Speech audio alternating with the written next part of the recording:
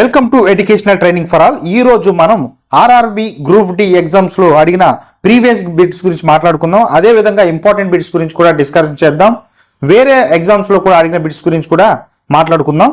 Okay, start చేద్దాం.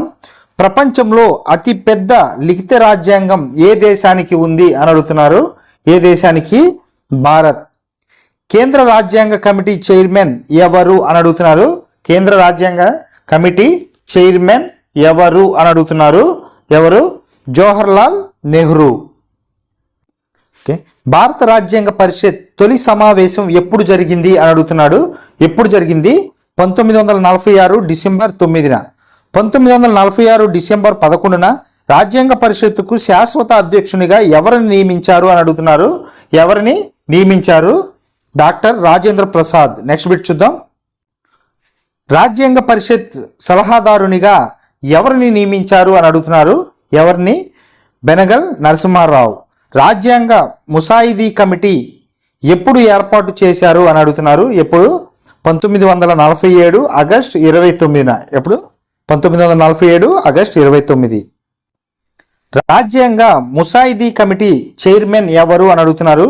ఎవరు? BR Ambedkar. అయితే ఈ కమిటీలో ఒక చైర్మన్ని 6 సభ్యులను ఎన్నుకోవడం జరిగింది. ఓకే, నెక్స్ట్ బిట్ చూద్దాం. భారత రాజ్యాంగాన్ని రాజ్యాంగ పరిషత్ ఎప్పుడు ఆమోదించింది అని అడుగుతున్నారు. ఎప్పుడు ఆమోదించింది? ఇప్పుడు 1949 నవంబర్ 26. నవంబర్ 26ను రాజ్యాంగ దినోత్సవంగా జరపాలని నరేంద్ర మోడీ ప్రభుత్వం ఏ సంవత్సరంలో నిర్ణయించింది అని అడుగుతున్నాడు. ఏ సంవత్సరంలో? 2015వ సంవత్సరంలో. రాజ్యాంగం రచన పూర్తవడానికి పట్టిన కాలం ఎంత అంటున్నాడు. రాజ్యాంగ రచన పూర్తవడానికి పట్టిన కాలం ఎంత అంటున్నారు. ఎంత? 2 సంవత్సరాల 11 నెలల 18 రోజులు. ఓకే, ఎంత? 2 సంవత్సరాల 11 నెలల 18 రోజులు. భారత రాజ్యాంగం ఎప్పుడు అమలులోకి వచ్చింది అని అడుగుతున్నాడు. ఎప్పుడు? 1950 జనవరి 26న భారత రాజ్యాంగం అమలులోకి వచ్చింది. భారత తాత్కాలిక ప్రభుత్వంలో ఆర్థిక శాఖ మంత్రి ఎవరు అని అడుగుతున్నారు. ఎవరు? లియాఖత్ అలీ ఖాన్. ఎవరు? లియాఖత్ అలీ ఖాన్. స్వతంత్ర భారతదేశంలో తొలి ఉప ప్రధాని ఎవరు అని అడుగుతున్నారు. స్వతంత్ర భారతదేశంలో తొలి ఉప ప్రధాని ఎవరు అని అడుగుతున్నారు. ఎవరు? సర్దార్ వల్లభాయ్ పటేల్. అయితే ఈ ఉప ప్రధానితో పాటు కేంద్ర హోంశాఖ మరియు సమాచార ప్రసారాల శాఖ, బ్రాడ్కాస్టింగ్ అನ್ನು కూడా ఈ మంత్రిగా ఈయనే వర్క్ చేశారు. ఎవరు? సర్దార్ వల్లభాయ్ పటేల్. నెక్స్ట్ బిట్ చూసినట్లయితే స్వతంత్ర భారతదేశంలో తొలి విద్యాశాఖ మంత్రి ఎవరు అని అడుగుతున్నారు.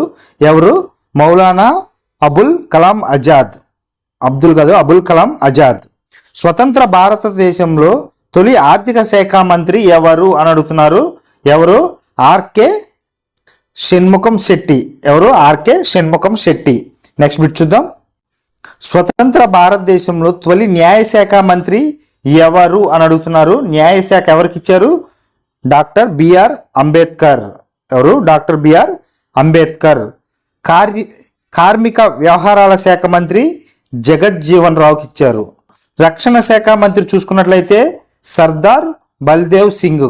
ఎవరు? సర్దార్ బల్దేవ్ సింగ్. 1947 ఆగస్టు 15న స్వతంత్ర భారతదేశంలో తొలి ప్రధానిగా ఎవరున్నారంటే జవహర్లాల్ నెహ్రూ. ఆయనకి విదేశీ వ్యవహారాల శాఖ కూడా ఆయనే చూసుకున్నారు. భారత రాజ్యాంగానికి అత్యంత ముఖ్యమైన ఆధార చట్టం ఏది అని అడుగుతున్నాడు. ఏంటిది? భారత ప్రభుత్వ చట్టం 1935. ఇది మన భారత రాజ్యాంగాన్ని ఏర్పడడానికి ముఖ్యమైన చట్టంగా మనం పరిగణించవచ్చు. ప్రాథమిక హక్కులను ఏ దేశ రాజ్యాంగం ద్వారా గ్రహించారు అని అడుగుతున్నారు. ప్రాథమిక హక్కులు ఏ దేశ రాజ్యాంగం నుండి గ్రహించారు అని అడుగుతున్నారు. ఏంటిది? అమెరికా. న్యాయ సమీక్ష అధికారం ఏ దేశం యొక్క రాజ్యాంగం నుండి గ్రహించారు అని అడుగుతున్నాడు. న్యాయ సమీక్ష అధికారం ఏ దేశం నుండి? అమెరికా. ఇది కూడా ఇక్కడ చూడండి మీరు, ఈ ప్రాథమిక హక్కులు ఏ దేశం నుంచి అనేది చెప్పాము. న్యాయ సమీక్ష అనేది ఏ దేశం నుంచి? అమెరికా నుంచి గ్రహించారు. ఇక్కడ ఇవి లాస్ట్ ఆర్ఆర్బిలో కానీ ఇతర ఎగ్జామ్స్లో కానీ అడిగిన బిట్స్ అనమాట ఇవన్నీ. సో మీరేం చేయాలంటే ఈ బిట్స్ అడిగారు కదా, నెక్స్ట్ ఈ టాపిక్లోకి వెళ్ళి ఈ టాపిక్ మొత్తం చదువుకోవాలి. అంతేగాని ఇవే రిపీట్ అవుతాయని నమ్మకం లేదు. మేము కూడా చెప్పలేం ఈ రిపీట్ అవుతాయని, ఎందుకంటే ఆ టాపిక్లో అడుగుతున్నారు. నెక్స్ట్ వచ్చేసరికి ఇంకో బిట్ అడుగుతారు సేమ్ టాపిక్లో. ఓకే, భారత రాజ్యాంగ సమైక్య నమూనా ఏ దేశ రాజ్యాంగం నుండి స్వీకరించబడింది అని అడుగుతున్నారు. ఏ దేశం? కెనడా. ఓకే, భారత రాజ్యాంగం దరిదాపుగా ఏ దేశ రాజ్యాంగాన్ని పోలి ఉంటుంది అంటున్నాడు. ఏ దేశం యొక్క రాజ్యాంగాన్ని పోలి ఉంటుంది? బ్రిటన్. ఓకే, నెక్స్ట్ చూద్దాం. ఉమ్మడి జాబితాను ఏ దేశ రాజ్యాంగం నుండి గ్రహించారు అని అడుగుతున్నాడు. ఏ దేశం? ఆస్ట్రేలియా. అత్యవసర పరిస్థితుల కాలంలో జీవించే హక్కును రద్దు చేయకుండా ఉండుట ఏ దేశ రాజ్యాంగం నుండి గ్రహించారు అని అడుగుతున్నాడు. ఏంటిది? అత్యవసర పరిస్థితుల కాలంలో జీవించే హక్కు రద్దు చేయకుండా ఉండుటను ఏ దేశ రాజ్యాంగం నుండి గ్రహించారు అని అడుగుతున్నారు. ఏ దేశం? జపాన్. ఓకే, అయితే ఈ జపాన్ నుండి చట్ట నిర్ధారణ పద్ధతిని కూడా గ్రహించడం జరిగింది. అదేవిధంగా న్యాయ సూత్రాలను కూడా ఈ జపాన్ నుండి మనం తీసుకున్నాం. జపాన్ రాజ్యాంగం నుండి మనం తీసుకోవడం జరిగింది. ఓకే, నెక్స్ట్ బిట్ చూద్దాం. అత్యవసర పరిస్థితుల్లో ప్రాథమిక హక్కులను రద్దు చేయు అధికారం ఏ దేశం నుండి గ్రహించాము అని అడుగుతున్నాడు. ఏ దేశం నుండి? జర్మనీ. ఓకే, మైమర్ రాజ్యాంగం. ఏ దేశం నుండి? జర్మనీ నుండి మైమర్ రాజ్యాంగం నుండి మనం అత్యవసర పరిస్థితుల్లో ప్రాథమిక హక్కులను రద్దు చేయు అధికారంని గ్రహించడం జరిగింది. ఓకే, ఈ జర్మనీ నుండి కూడా అత్యవసర పరిస్థితిని కూడా ఈ జర్మనీ నుంచే మనం గ్రహించడం జరిగింది. భారత రాజ్యాంగమును అర్ధ సమైక్య అని నినాదం ఇచ్చింది ఎవరు? భారత రాజ్యాంగంను అర్ధ సమైక్య అని నినాదం ఇచ్చింది కేసీ వేర్. భారత రాజ్యాంగంను ఐరావతం అని నినాదం ఇచ్చింది ఎవరు అని అడుగుతున్నారు. హెచ్వి కామత్. హెచ్వి కామత్. భారత రాజ్యాంగంలో కాదు, ఇక్కడ భారత రాజ్యాంగంను సహకార సమైక్య అని నినాదం ఇచ్చింది ఎవరు అని అడుగుతున్నారు. నినాదాన్ని ఇచ్చింది ఎవరు? Granville Austin. Granville Austin. భారత రాజ్యాంగం యొక్క లక్ష్యాలను, మూలాలను, తత్వాన్ని తెలియజేసేది ఏది అని అడుగుతున్నాడు. ఏంటిది?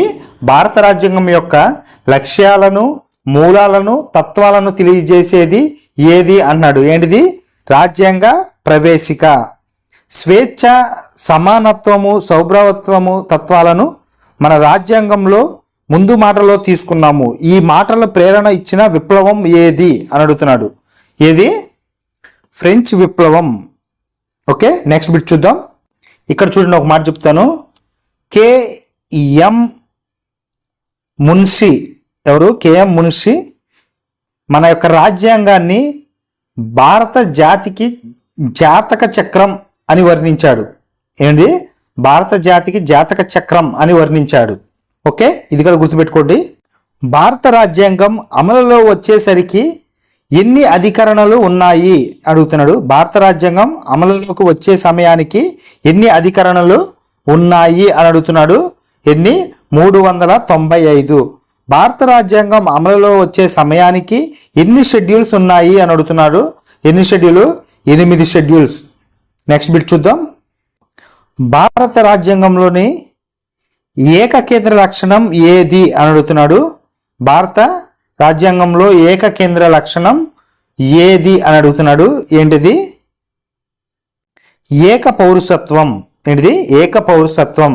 భారత రాజ్యాంగం భారతదేశమునకు ఏ విధంగా వర్ణించింది? భారత రాజ్యాంగం భారతదేశమును ఏ విధంగా వర్ణించింది అని అడుగుతున్నాడు. ఏంటిది? రాష్ట్రాల యూనియన్. ఏంటిది? రాష్ట్రాల యూనియన్. ఓకే, నెక్స్ట్ బిట్ చూద్దాం. మన రాజ్యాంగంలో ప్రారంభంలో ఎన్ని నిబంధనలు, షెడ్యూలు ఉన్నాయి అని అడుగుతున్నాడు. ఎన్ని నిబంధనలు షెడ్యూల్స్ ఉన్నాయి అన్నాడు. ఎన్ని? 395 నిబంధనలు, 8 షెడ్యూల్స్ ఉన్నాయి. ఓకే, మన రాజ్యాంగంలో ఎన్ని భాగాలు ఉన్నాయి అని అడుగుతున్నాడు. మన రాజ్యాంగంలో ఎన్ని భాగాలు ఉన్నాయి? ఎప్పుడు? రాజ్యాంగం ఏర్పడిన సమయానికి. ఎన్ని? 22. రాజ్యాంగంలో ప్రస్తుతం ఎన్ని షెడ్యూల్ ఉన్నాయి అని అడుగుతున్నాడు. భారత రాజ్యాంగంలో ప్రస్తుతం ఎన్ని షెడ్యూల్స్ ఉన్నాయి అని అడుగుతున్నాడు. ఎన్ని షెడ్యూల్స్ ఉన్నాయి? 12 షెడ్యూల్స్ ఉన్నాయి. ఎన్ని? 12 షెడ్యూల్స్ ఉన్నాయి. షెడ్యూల్ తెగ ప్రాంతాలు పరిపాలన భారత రాజ్యాంగంలో ఏ షెడ్యూల్లో పొందుపరిచారు అని అడుగుతున్నాడు. షెడ్యూల్ తెగల ప్రాంతాల పరిపాలన భారత రాజ్యాంగంలో ఏ షెడ్యూల్లో పొందుపరిచారు అని అడుగుతున్నాడు. ఏ షెడ్యూల్లో పొందుపరిచారు? 5వ షెడ్యూల్. పార్టీ ఫిరాయింపుల నిషేధ చట్టం ఏ షెడ్యూల్లో చేర్చబడి ఉంది అని అడిగారు. ఏ షెడ్యూల్లో? 10వ షెడ్యూల్లో చేర్చబడి ఉంది. అయితే 1వ షెడ్యూల్లో ఏమని ఉంది? భారతదేశం భూభాగం గురించి డిస్కషన్ చేస్తుంది. ఓకే, 2వ షెడ్యూల్లో చూసామంటే ప్రముఖుల జీతభత్యాలు, వారి యొక్క సౌకర్యాల గురించి 2వ షెడ్యూల్లో ఉంది. 3వ షెడ్యూల్ గురించి మాట్లాడుకున్నట్లయితే రాష్ట్రపతి, ఉపరాష్ట్రపతి, గవర్నర్ వంటి ప్రముఖుల ప్రమాణ స్వీకారం, వారి యొక్క బాధ్యతల గురించి ఈ యొక్క 3వ షెడ్యూల్లో ఉంది. 8వ షెడ్యూల్ చూసుకున్నట్లయితే రాజ్యాంగం గుర్తించిన అధికార భాషల గురించి 8వ షెడ్యూల్లో చేర్చబడి ఉంది. 9వ షెడ్యూల్ గురించి మాట్లాడుకున్నట్టయితే భూ సంస్కరణలకు సంబంధించిన చట్టాలు 9వ షెడ్యూల్లో ఉన్నాయి. 10వ షెడ్యూల్ ఆల్రెడీ మాట్లాడుకున్నాం, పార్టీ ఫిరాయింపుల నిషేధ చట్టం. 11వ షెడ్యూల్కు చూసుకున్నట్లయితే పంచాయతీరాజ్ సంస్థలు. అంటే ఈ 11వ షెడ్యూల్ ఎప్పుడు అంటే 1992. ఎప్పుడు? 1992 73వ రాజ్యాంగ సవరణ ద్వారా చేర్చబడింది. ఏది? 11వ షెడ్యూల్. మరి 12వ షెడ్యూల్ గురించి మాట్లాడుకుంటే 12వ షెడ్యూల్ వచ్చేసి నగర పాలక సంస్థల ఏర్పాటు, అదేవిధంగా ఇతర కొత్త కాలం పట్టికలను ఏర్పాటు చేయండి. కొత్త రాష్ట్రాలు ఏర్పరచాలంటే ఏ షెడ్యూల్ను? ఈ 12వ షెడ్యూల్ చూసినట్లయితే ఇది 12వ షెడ్యూల్ ఎప్పుడు ఏర్పడింది అని చూసినట్లయితే 1992 74వ రాజ్యాంగ సవరణ ద్వారా ఏర్పడింది. ఓకే,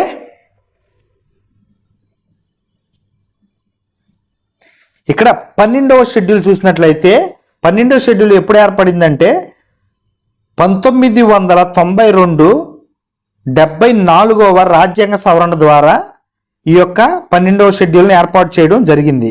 ఓకే, కొత్త రాష్ట్రాన్ని ఏర్పాటు చేయాలంటే ఏ షెడ్యూల్ను సవరించాలి అని అడుగుతున్నాడు. కొత్త రాష్ట్రాన్ని ఏర్పాటు చేయాలంటే ఏ షెడ్యూల్ని సవరించాలి అని అడుగుతున్నాడు. ఆల్రెడీ నేను చెప్పా, భారత భూభాగంలో ఏదైనా మార్పులు, రాష్ట్రాలు కానీ కేంద్రాలు కానీ కేంద్రపాలిత ప్రాంతాలు కానీ వాటి యొక్క సరిహద్దులు కానీ ఏవైనా మార్చాలి అన్నా మనం ఫస్ట్గా రాజ్యాంగ సవరణ చేయాల్సింది 1వ షెడ్యూల్ మాత్రమే. ఓకే, సిక్కింకు సంపూర్ణ రాష్ట్ర ప్రతిపత్తి కలిగించడానికి ఏంటిది? సంపూర్ణ రాష్ట్ర ప్రతిపత్తిని కల్పించడం ఏ సవరణ ద్వారా కల్పించారు అని అడుగుతున్నారు. ఏ సవరణ ద్వారా ఎప్పుడు కల్పించబడింది అని అడుగుతున్నాడు. ఎప్పుడు కల్పించబడిందంటే ఇక్కడ 36వ రాజ్యాంగ సవరణ ద్వారా, 36వ రాజ్యాంగ సవరణ ద్వారా, ఇక్కడ 36 లేదు ఆప్షన్లో. సో 36వ రాజ్యాంగ సవరణ ద్వారా సిక్కింకు సంపూర్ణ రాష్ట్ర ప్రతిపత్తిని కల్పించడం జరిగింది. అయితే ఎప్పుడు అనేది చూస్తే ఇది సిక్కిం ఎన్నో రాష్ట్రంగా ఏర్పడినప్పటికీ అప్పటికి 22వ రాష్ట్రంగా సిక్కిం ఏర్పడడం జరిగింది. అదేవిధంగా ఎప్పుడని మనం చూసినట్లయితే 1975లో. ఇప్పుడు 1975లో. నెక్స్ట్ బిట్ చూద్దాం. కేంద్ర పాలిత ప్రాంతమైన మిజోరంను రాష్ట్రంగా ఎప్పుడు ఏర్పాటు చేశారు అని అడుగుతున్నాడు. పాలిత ప్రాంతమైన మిజోరాంను ఎప్పుడు రాష్ట్రంగా ఏర్పాటు చేశారు అని అడుగుతున్నారు. ఎప్పుడు? 1987 ఫిబ్రవరి 20. అయితే ఇది ఎన్నో రాష్ట్రంగా ఏర్పడింది? 23వ రాష్ట్రంగా ఏర్పడింది. అయితే ఏ రాజ్యాంగ సవరణ, ఎన్నో రాజ్యాంగ సవరణ అని చూసినట్లయితే 53వ రాజ్యాంగ సవరణ ద్వారా మిజోరాంను ప్రత్యేక రాష్ట్రంగా గుర్తించడం జరిగింది. ఇది రాష్ట్రంగా ఏర్పడడం జరిగింది. నెక్స్ట్ బిట్ చూద్దాం. నూతన రాష్ట్రాల ఏర్పాట్లు లేదా రాష్ట్రాల సరిహద్దులు మార్చే అధికారం ఎవరికి ఉంటుంది అని అడుగుతున్నాడు. నూతన రాష్ట్రాల ఏర్పాట్లు లేదా రాష్ట్రాల యొక్క సరిహద్దులు మార్చే అధికారం ఎవరికి ఉంటుంది అని అడుగుతున్నారు. ఎవరికి ఉంటుంది? పార్లమెంట్. ఓకే, పార్లమెంట్ ఉంటుంది. నెక్స్ట్ బిట్ చూద్దాం. ఓకే, 50వ బిట్ చూద్దాం. కొత్త రాష్ట్రాల ఏర్పాటుకు భారత రాజ్యాంగాన్ని 3 సార్లు సవరించిన సంవత్సరం ఏది అని అడుగుతున్నాడు. ఎన్నిసార్లు? 3 సార్లు. ఓకే, దీని యొక్క ఆన్సర్ మీకు తెలిసినట్లయితే కింద కామెంట్లో రాయండి. నేను ఇప్పటి వరకు చెప్పిన బిట్స్ కూడా ఆర్ఆర్బి గ్రూప్ డిలో మరియు ఇతర కాంపిటేటివ్ ఎగ్జామ్స్లో అడిగిన బిట్స్ మాత్రమే చెప్పాను. మీరేం చేయాలంటే ఈ బిట్స్ చూసి ఏ టాపిక్లో ఓకే ఈ టాపిక్లో అడుగుతున్నారు అని చూసి ఆ టాపిక్ మొత్తం చదువుకుని అప్పుడు మీరు నెక్స్ట్ టాపిక్ చదువుకోండి. Okay thank you for watching. మీకు కానీ ఈ వీడియో నచ్చినట్లయితే ప్లీజ్ లైక్ చేయండి. మీకు ఏమైనా డౌట్స్ ఉంటే కింద కామెంట్లో రాయండి. పొరపాటున ఏదైనా మేము తప్పు చెప్తే కింద కామెంట్లో రాయండి, మళ్ళీ దాన్ని సరిదిద్దుకుంటాం. Thank you for watching.